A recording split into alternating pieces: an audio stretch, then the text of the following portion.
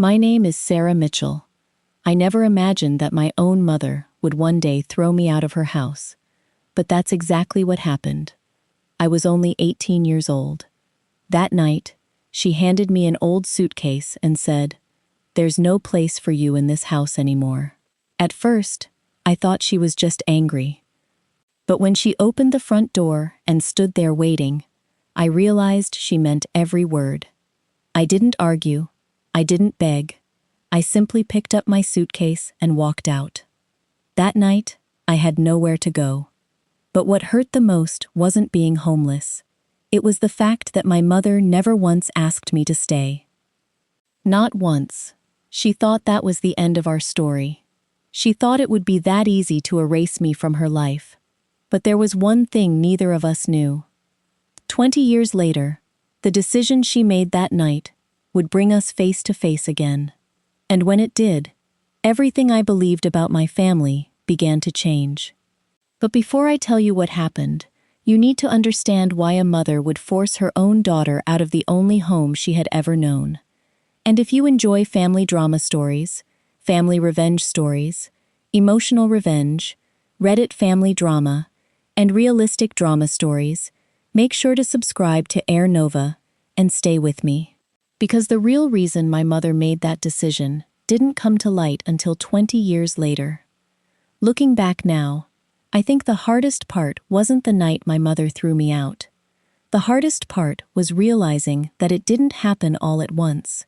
It had been happening for years. I just didn't see it. I grew up in a small town outside Columbus, Ohio. My father, Michael Mitchell, was an electrician who worked long hours and came home covered in dust almost every evening. My mother, Linda, worked part-time at a grocery store. And then there was my younger sister, Emily. If you ask my mother, Emily could do no wrong. Back then, I didn't think much about it. Emily was 3 years younger than me, and everyone kept telling me she needed more attention. "Be the bigger person, Sarah." That was my mother's favorite phrase. Whenever Emily forgot something, I was expected to help. Whenever Emily got into trouble, I was expected to fix it. Whenever Emily wanted something, I was expected to give it up. And whenever I complained, my mother would say, "That's what family does." At the time, I thought she was right. I thought being a good daughter meant putting everyone else first. Especially family. My father was the only one who seemed to notice what was happening. One evening, after Emily had gotten into trouble at school again, I ended up helping her finish a project she had ignored for weeks. When I finally finished, it was almost midnight. The next morning, Emily got praised for it. My mother hugged her and said, "I knew you could do it." I remember standing there in the kitchen, waiting for someone to mention that I had done most of the work. Nobody did. Not my mother, not Emily. Nobody. It sounds like a small thing now, but moments like that happened all the time. Little by little, I became invisible. Not because I wanted to be, because it was easier for everyone else. The more responsible I became, the less anyone noticed me. The more sacrifices I made, the more they expected. Looking back now, I realized something important. My family didn't value me because I was loved. They valued me because I was useful. And there is a big difference between those two things. At 18, I still hadn't figured that out. I still believed that if I worked harder, helped more, and complained less, my mother would finally see me. I was wrong.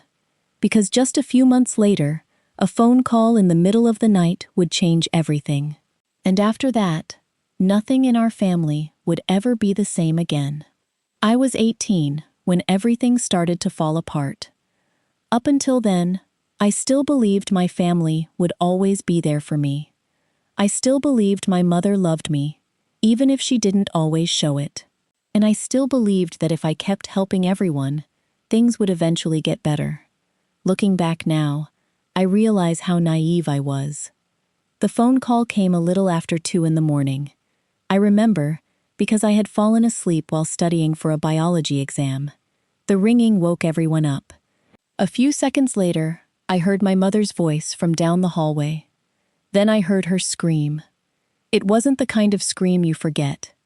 I ran out of my room and found her standing in the kitchen, holding the phone with shaking hands. My father had been in an accident.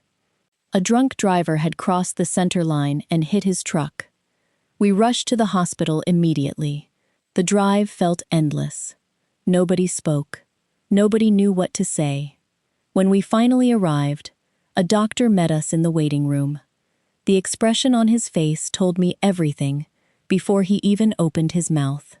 My father was gone, just like that. One ordinary night had turned into the worst day of our lives. My mother completely broke down. Emily cried for hours. And honestly, I felt like the ground had disappeared beneath me. My father wasn't just my dad. He was the only person in that house who ever made me feel seen. The only one who noticed when something was wrong. The only one who asked if I was okay. The funeral took place a few days later. Hundreds of people came. My father had been loved by almost everyone who knew him. I remember standing beside the casket, listening to people tell stories about him. How kind he was. How hardworking he was. How he would help anyone who needed it. I kept expecting him to walk through the church doors and tell everyone there had been some kind of mistake. But he never did. After the funeral, everything changed. The house felt colder, quieter, and somehow smaller. My mother became distant. Emily became even more dependent on her. And without my father there to balance things out, the favoritism I had ignored for years became impossible to miss. At the time, I thought we were all grieving. I thought things would get better once the pain faded. I had no idea that my father's death had created a crack in our family. And that crack was about to get bigger with every passing month. What happened next would change my relationship with my mother forever. The months after my father's death were some of the hardest of my life. At first, I told myself we were all grieving. My mother had lost her husband. Emily had lost her father. And I had lost the only person who ever made me feel like I mattered. So when things started changing inside our house, I tried not to take it personally. Looking back now, that was my first mistake. A few weeks after the funeral, money became a constant topic of conversation. My father's income was gone. Bills kept arriving. The mortgage payment was due every month. And suddenly, everyone seemed to be worried about the future. Everyone except Emily. While my mother spent hours crying in her bedroom, Emily continued living as if nothing had changed. She still went shopping with her friends, still spent money she didn't have, still expected everyone else to clean up her messes. And somehow, I was always the one expected to step in. I picked up extra shifts at a local diner after school. The money wasn't much, but every paycheck went straight into helping with groceries, utility bills, or whatever emergency had appeared that week. Nobody asked me to do it, at least not directly. But whenever I mentioned saving money for college, my mother would sigh and say, "Your sister is struggling too, Sarah." Or, "We all have to make sacrifices." The strange thing was that those sacrifices always seemed to come from me, never from Emily. One evening, I came home after a long shift and found Emily crying at the kitchen table. She had maxed out her credit card. Again. I expected my mother to finally hold her accountable. Instead, she looked at me and said, "Can you help your sister this one time?" I remember staring at her. I had just worked 8 hours after school. I was exhausted. And I had been saving every dollar for college. But before I could answer, my mother added the phrase I had heard my entire life. "That's what family does." So I gave Emily the money. Every dollar I had saved that month. Neither of them thanked me. Neither of them even asked if I was okay. Looking back now, I realized something important happened that night.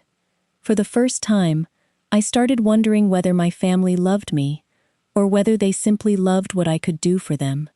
And once that question entered my mind, I couldn't make it disappear. Because over the next few months, I would see things that made the answer impossible to ignore. The older I got, the harder it became to ignore what was happening. For years, I had convinced myself that my mother was simply under a lot of stress. She had lost her husband. She was struggling financially. She was trying to hold the family together. At least, that's what I kept telling myself. But eventually, I noticed something I could no longer explain away. The rules were different for Emily. If I forgot something, I got criticized. If Emily forgot something, she got excuses. If I made a mistake, I was expected to fix it. If Emily made a mistake, someone else fixed it for her. And most of the time, that someone was me. One Saturday morning, I came home after working an early shift at the diner. I was exhausted. All I wanted was a shower and a few hours of sleep. Instead, I walked into another family emergency. Emily had failed 2 classes. Again. My mother was sitting at the kitchen table looking worried. Emily was crying. The moment I walked in, both of them looked at me. I already knew what was coming. "Sarah," my mother said softly, "can you help your sister study?" I couldn't believe what I was hearing. Emily was 17 years old. She wasn't a child anymore. And this wasn't the first time. I had helped her before. Many times. Nothing changed. For the first time, I hesitated. "I have my own classes," I said. The room immediately went silent. My mother looked disappointed. Emily looked offended, as if I had done something wrong. Then my mother said the words I had heard my entire life. "Your sister needs you." Not, "How was work?" Not, "Are you tired?" Not, "What do you need?" Just, "Your sister needs you." And somehow that always seemed to be enough. That night, I spent 4 hours helping Emily prepare for her exams. A week later, she passed. My mother hugged her. Emily celebrated with her friends. And once again, nobody mentioned my name. Nobody thanked me. Nobody even acknowledged what I had done. Looking back now, I think that was the moment something started changing inside me. Not anger, not yet, just disappointment. For the first time, I began wondering what would happen if I stopped fixing everyone's problems. What would happen if I said no? The answer came sooner than I expected. Because a few weeks later, my mother made a decision that would show me exactly where I stood in this family.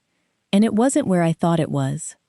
By the time I graduated high school, I had one goal. I wanted to go to college. Nothing fancy, nothing expensive. I just wanted a chance to build a life for myself. For years, I had worked after school and during weekends, saving every dollar I could. Whenever my friends went to movies or bought new clothes, I put my money into a savings account. I wasn't saving for a car. I wasn't saving for vacations. I was saving for my future. Or at least, I thought I was. A few weeks after graduation, I received an acceptance letter from a state university in Ohio. It wasn't my dream school, but it was affordable. And for the first time in a long time, I felt excited about something. I remember bringing the letter home. I thought my mother would be happy. I thought she would be proud. Instead, she barely looked at it. Then she sighed. That sigh immediately made my stomach drop. "Sarah," she said, "we need to talk." Those 4 words changed everything. A few minutes later, I was sitting at the kitchen table. My mother was across from me. Emily was sitting beside her. Neither of them looked happy. My mother explained that Emily wanted to attend a private college the following year. The tuition was expensive, much more expensive than anything we could afford. Then she looked directly at me. "You can always go to college later." I honestly thought I had misunderstood her. "What?" "Your sister has more opportunities right now," she said. "We need to think about what's best for the family." There it was again, the family. The same family that always seemed to need something from me. The same family that expected sacrifices from only one person. Me.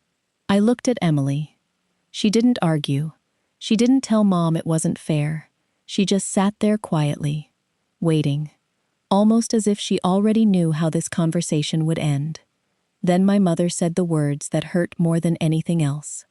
"You're stronger than your sister." At the time, she probably thought it was a compliment. But looking back now, it was just another excuse.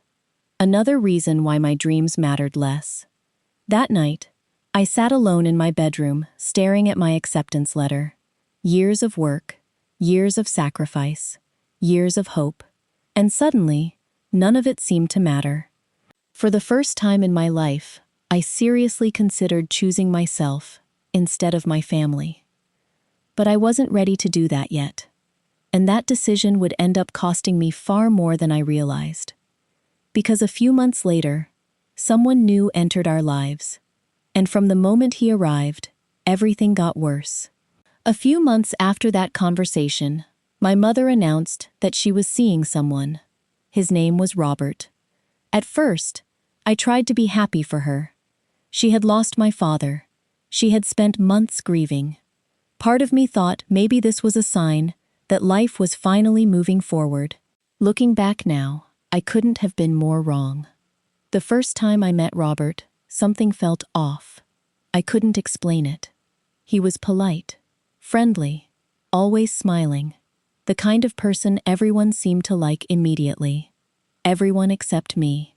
Whenever my mother left the room, his personality changed. Not dramatically, just enough for me to notice. Little comments, little insults disguised as jokes, little reminders that I didn't belong. One evening during dinner, he looked at me and laughed. "So you're the daughter who never leaves home?" Everyone laughed, even my mother. I forced a smile, but inside, something hurt. I was 18, working part-time, helping pay bills, giving up college, and somehow I was the problem. Over the next few months, Robert became a permanent part of our lives. Then he moved into the house.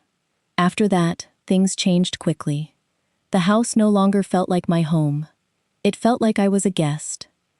A guest who had overstayed her welcome. Every time something went wrong, Robert somehow found a way to blame me. If Emily forgot something, it was my fault. If the house was messy, it was my fault. If my mother was stressed, it was my fault. And slowly, my mother started agreeing with him. At first, she defended me. Then she stayed quiet. Eventually, she stopped defending me altogether. That hurt more than anything Robert ever said. One night, I overheard a conversation from the hallway. Robert and my mother were sitting in the kitchen. They didn't know I was home. Robert sighed and said, "Sarah is holding this family back." My heart stopped. I waited for my mother to argue, to defend me, to say he was wrong. Instead, there was silence, a long silence. Then my mother quietly said, "I know. I don't think I've ever forgotten those 2 words. I know. Not you're wrong. Not leave my daughter alone. Just, I know." That was the moment I realized something. My mother wasn't choosing between Robert and me. She had already made her choice, and it wasn't me. What I didn't know was that things were about to get even worse, because only a few weeks later, Emily would make a mistake. And somehow, I would end up paying the price for it. Looking back now, I think this was the chapter of my life where I finally started seeing my family for what they really were. Not who I wanted them to be, not who I believed they were, but who they actually were. It started with Emily. She had been accepted into the private college she wanted, and my mother treated it like the greatest achievement in our family's history. There was just one problem. Emily wasn't taking it seriously. A few months into her first semester, she stopped attending classes regularly. She spent more time at parties than in lectures. And before long, she was failing. Again. One evening, I came home from work and found my mother sitting at the kitchen table with unpaid bills spread out in front of her. She looked exhausted. Emily was crying. The moment I walked in, I knew something was wrong. "What happened?" I asked. Neither of them answered right away. Finally, my mother spoke. Emily lost her scholarship. The room went silent. I stared at my sister. She couldn't even look at me. Months earlier, I had given up my own college plans because the family couldn't afford both of us. Now I was finding out that Emily had thrown away the opportunity everyone sacrificed for. Part of me expected my mother to finally hold her accountable. Instead, she looked at me and said, "We need your help." Of course we did. Somehow, we always did. The tuition bill was due in less than 3 weeks. Without the scholarship, Emily would have to leave school. And my mother wasn't willing to let that happen. Not to her favorite child. I remember sitting there in complete disbelief. I was working long hours, helping with household expenses, putting my own future on hold. And now they wanted more. Much more. My mother asked if I could take a second job. "Just temporarily," she said. "Just until things got better." But things never got better. Not in our family. They just found new ways to ask me for more. That night, I lay awake staring at the ceiling. For the first time in my life, I asked myself a question I had spent years avoiding. What would happen if I stopped saving everyone? What would happen if I stopped being the responsible daughter? The problem was, I already knew the answer. Because in my family, love always seemed to come with conditions. And the moment I stopped being useful, I was afraid nobody would want me around anymore. What I didn't realize was that someone else had already decided exactly that. And before the year was over, I would find out just how little my place in this family really meant. By the end of that year, I was working 2 jobs. One at the diner, another cleaning offices, 3 nights a week. Most days, I left home before sunrise and came back long after dark. I was exhausted, but every paycheck seemed to disappear before I could even spend $1 on myself. There was always another bill, another emergency, another problem. And somehow, those problems always belonged to someone else. Looking back now, I think part of me still believed things would eventually get better. I thought if I just kept helping, my family would finally see everything I had sacrificed for them. I was wrong. The beginning of the end came on a cold November evening. I had just finished a 10-hour shift when my phone started ringing. It was my mother. The moment I answered, she sounded furious. "Get home. Now." Then she hung up. No explanation, no details, just anger. When I walked through the front door an hour later, the entire family was waiting for me. My mother, Emily, and Robert. The atmosphere felt strange, heavy, like everyone had already made a decision before I arrived. My mother was holding a folder in her hands. She threw it onto the kitchen table. "What is this?" she demanded. I looked down. Inside were several unpaid tuition notices from Emily's college. My stomach dropped. I had never seen them before. "I don't know," I said honestly. Emily immediately started crying. Then Robert stepped forward. "Stop lying." I stared at him. "What are you talking about?" He folded his arms. "Emily told us you've been handling some of the payments." For a moment, I couldn't even process what I was hearing. Then it hit me. Emily was blaming me. The tuition money had disappeared, and instead of admitting what she had done, she had found someone else to blame. Me. I looked directly at my sister. "Emily, tell them the truth." She couldn't even meet my eyes. That told me everything. But it wasn't enough for my mother. For nearly an hour, nobody listened to a word I said. Every explanation was ignored. Every attempt to defend myself was interrupted. The verdict had already been decided. Finally, my mother stood up. Her face was cold, colder than I had ever seen it. Then she said the words that changed my life forever. "If you're going to keep hurting this family, then you don't belong here." The room went silent.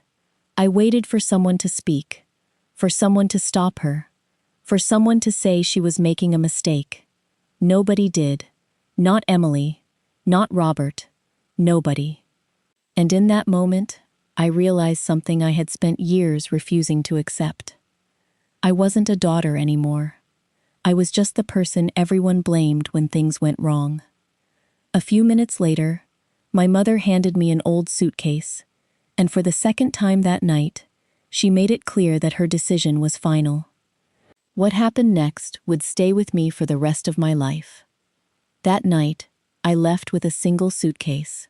No goodbye, no apology. No one came after me. Not my mother, not Emily, not even Robert. I remember sitting in my car, staring at the house where I had spent my entire life. The porch light was still on, the curtains were still open, and through the living room window, I could see my family moving around inside, as if nothing had happened, as if I had never existed. Looking back now, I think that was the moment something inside me finally broke. Not my heart, not my spirit, my hope. The hope that one day my family would see me. The hope that if I sacrificed enough, loved enough, and gave enough, they would finally love me back. They didn't, and they never would. The next few years were difficult. I worked wherever I could. Restaurants, retail stores, office cleaning jobs. Sometimes 2 jobs at once, sometimes 3. There were nights when I slept in my car, nights when I wasn't sure how I would pay rent, nights when I cried myself to sleep because I missed the family that had abandoned me. But slowly, my life started changing, not all at once. Just little by little, I found stable work, then a better job, then an opportunity I never expected. For the first time in my life, nobody was asking me to sacrifice myself for someone else. The harder I worked, the more my life improved. Meanwhile, I heard very little about my family. Years passed, then more years. Eventually, nearly 20 years had gone by, and then one rainy Tuesday afternoon, someone knocked on my front door. I wasn't expecting anyone. When I opened it, I froze. My mother was standing there, older, thinner, tired. For a few seconds, neither of us spoke. Then I noticed something strange. She was crying. Not the dramatic kind. The quiet kind. The kind that comes from carrying something for far too long. Finally, she handed me a large envelope. "I think you deserve to know the truth," she whispered.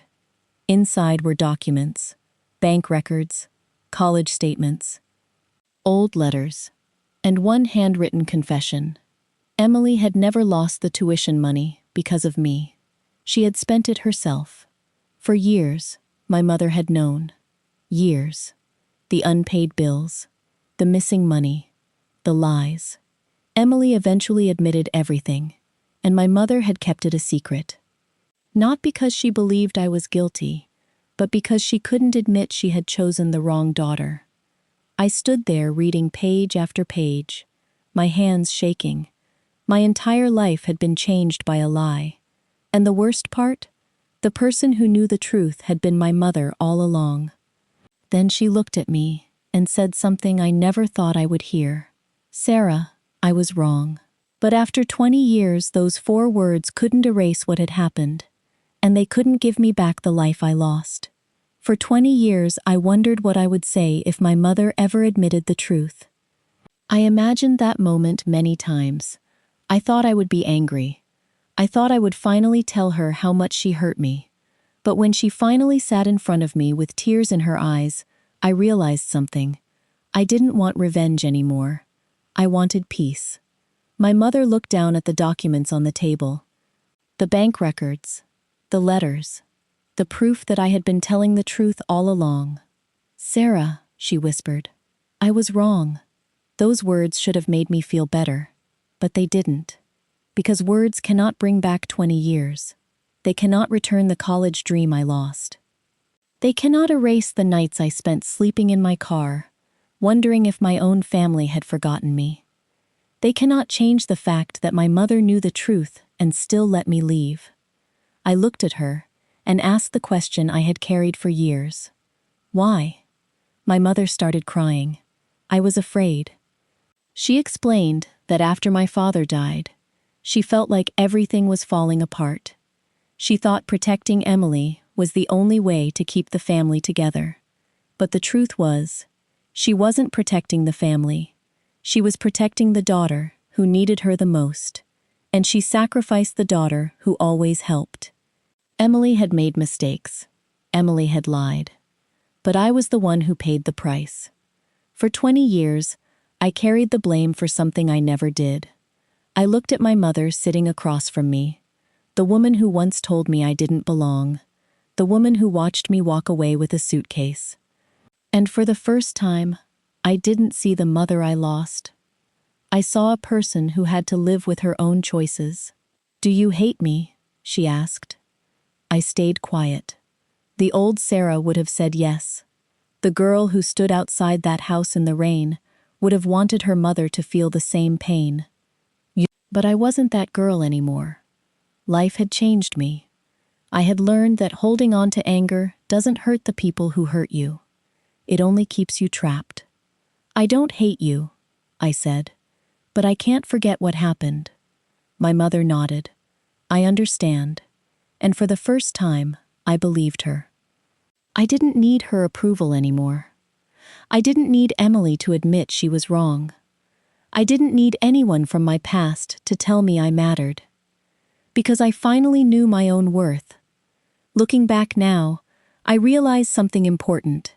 My family thought they were losing a burden when they pushed me away. But they were actually losing the person who loved them the most. And that was their choice, not mine. The greatest revenge was never making them suffer. The greatest revenge was building a life where their rejection no longer had power over me. I was Sarah Mitchell, the daughter they left behind. And the daughter who finally chose herself. Looking back now, I learned something I will never forget. Sometimes the people who hurt us the most are the people we expected to protect us. For years, I thought revenge meant making my family feel the same pain they caused me. But I was wrong. The greatest revenge was not seeing them regret their choices. The greatest revenge was building a life where I no longer needed their approval. I learned that forgiveness does not mean forgetting. It does not mean pretending the past never happened. It means choosing peace instead of carrying the pain forever. My family made their choices. They chose who they valued. They chose who they protected. And eventually, they had to live with those decisions.